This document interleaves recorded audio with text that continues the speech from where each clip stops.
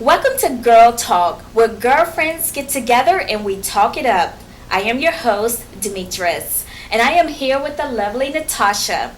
Natasha, today's topic says, should I run a background check on my boyfriend? Good question. Should you run a background check on your boyfriend? Yes. Really? Yes, Have you ever done 100%. this before? You know what? I haven't done it personally, but I certainly would because when I worked as a prison guard and I came in contact with some extremely awful, men who killed their wives and done a whole lot of other things. If these women had done a background check before, they would have known that he'd been an abuser or, been accused of rape before they even got involved with him seriously. So that's a good point because when you do a background check, you're not only just looking at their credit, but you're looking at their history to find out have they ever been arrested.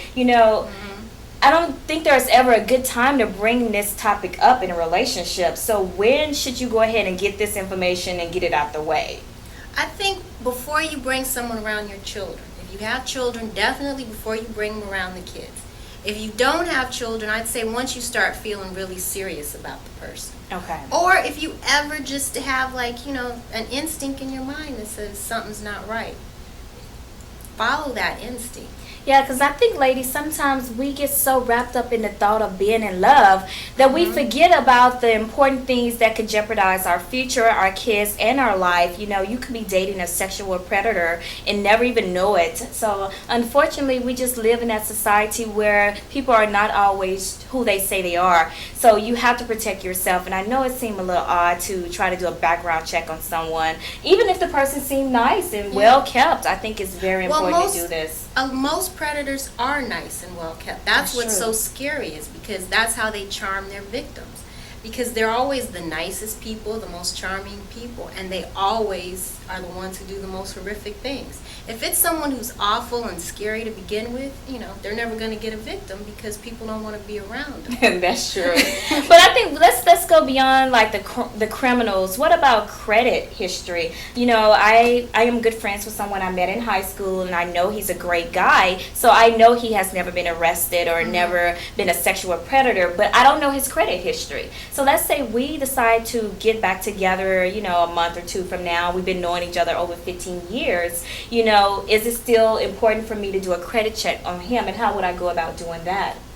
Well, I have a friend who said she just went through when he got up and left. She just went through his wallet and got his information. I don't know if I would recommend that because what if you called? Then that person would know you don't trust them. That could be a really sticky situation. Well, if someone thinks that you're good enough for them to, lay in bed with, then they shouldn't mind that you found their wallet. Found their wallet and going through their wallet is two different things. I think if my boyfriend got up and went to the bathroom and came back and I'm going through his wallet, I can't say, oh, honey, I just found your wallet. I thought I would check it out and make sure it's in great condition. It's okay. Here it is. You can have it now. Men expect that as women. They know we're nosy. They know we're going to go through their I know, stuff. Mama. That seemed like an insecurity issue, lack of trust. Well, how are you going to find out their credit information if you don't do that? Okay, let me ask you this. That's not being insecure. That's taking care of myself. Let's flip the script, though. What if they want to know your credit? I think, first of all, I think you should ask. Let's put everything on the table. What's your credit score? Let's do this. Because you can get the information online. You really can. Yeah. And I think together we can both sit down, go to the proper websites, and then examine the information right there and there. So that way it won't be no sneaky things going on. I think once you start trying to sneak into someone's personal life, that's for lack of trust, and it's really hard to build a relationship on shaky grounds. Personally, I wouldn't recommend that. Well, it's nice if you're with somebody where you can talk about it. But still, there are times you have to sneak. I don't know. Natasha's gonna have you ladies going to jail, and then you're gonna be calling saying, because of you, I lost my man. And I don't know. I don't know if it's worth all of that. I think you should definitely get the information you need. But first, I recommend just being honest with yourself. Put everything on the table. Listen, I want to know about your past. Have you ever been arrested? Because think about it. When you go to interview for a job, they ask you these questions, and they're listed on the application. What if someone's been arrested? They're not going to tell you. I don't know, Natasha. I think you have a lack of faith in people. I really do. A lack of faith in people who've been to prison, yes. So let me ask you this, because it almost makes me feel or think that you don't believe people can be honest with themselves. I think if it's something they done when they were 12 and now they 30, no, I think there's a there's difference something between being honest with yourself and being honest with me. If you have a criminal past, you most likely are not going to just admit, oh yeah, I did this, I did that. I agree. And even the people who do admit their criminal past, none of them were ever guilty. They were always falsely accused. Well, I think you should give the person the benefit of the doubt to admit the information before you go behind their back and try to find out. But they're not going to admit that. That's information they won't admit. You cannot say every case will be that. Who would admit that they raped a woman? Who would ever admit that? I think there are circumstances where that information can present itself in the light. I think if you come out and say, hey, are you a rapist? They probably will say, no, of course not.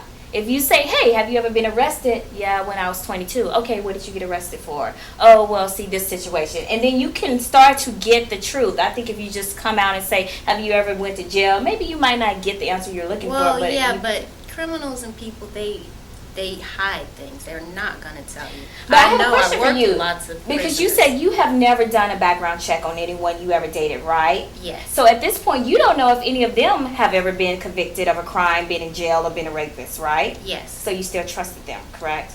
To an extent, but I never married any of them. If it was time for me to get married or to actually show them any of my bills or anything, then I would have. But no, these were people that, nothing was really going to happen. We were just having fun. So just to and I don't have children. If I had children, then I'd be way more discriminating.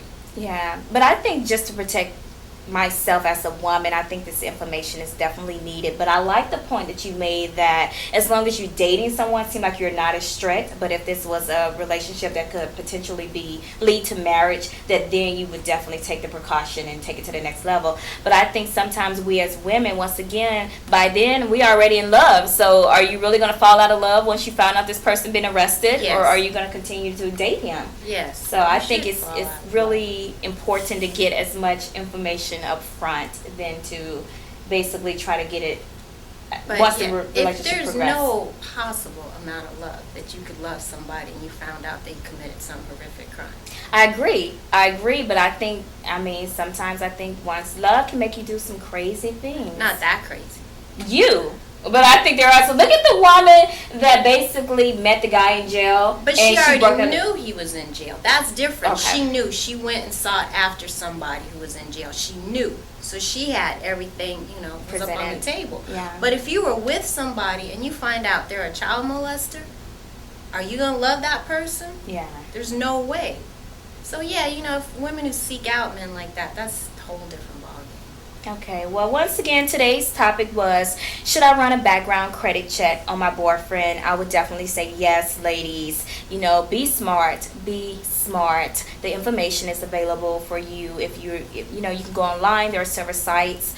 But I suggest, unlike Natasha, I don't suggest sneaking into the person's wallet to get their information. I suggest just having an adult conversation with that person and let them know that you want to see tangible documents, you want to see the credit report, you want to see a background check, and feel free to allow that person to ask for the same information from you.